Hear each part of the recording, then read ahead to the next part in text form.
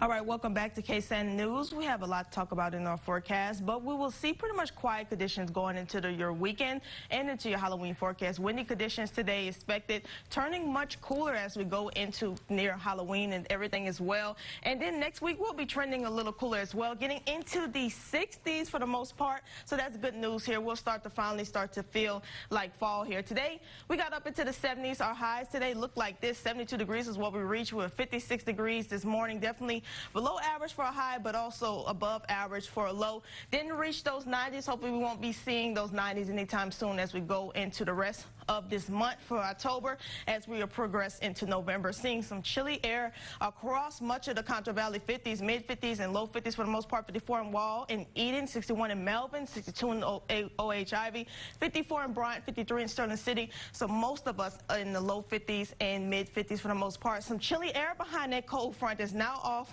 to portions of the southeast, seeing some 40s here, 50s over the Rockies. That's where the coldest area is, and seeing some 50s out here in the Great Lakes region, Ohio Valley region. All of us sitting here in some fall weather right now and expecting to get a little cooler as well. And there's that low pressure system all right over the Midwest right now, bringing some dangerous storms into portions of Alabama. Now, did move through Louisiana, now starting to infiltrate into Alabama, all the way up into portions of Iowa. Just a lot of moisture with this system here. Rockies look nice, we look nice. Clear conditions expected going into tonight as well. Now we'll watch this. That low pressure system is far out of our region here.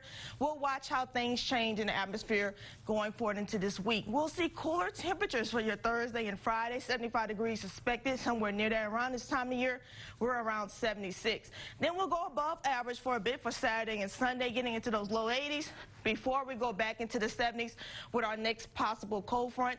Again, it's going to drop us back down into the 70s out of those low 80s. So going into this weekend, we'll see a mix of sun and clouds, slightly cooler as we go into the rest of this week.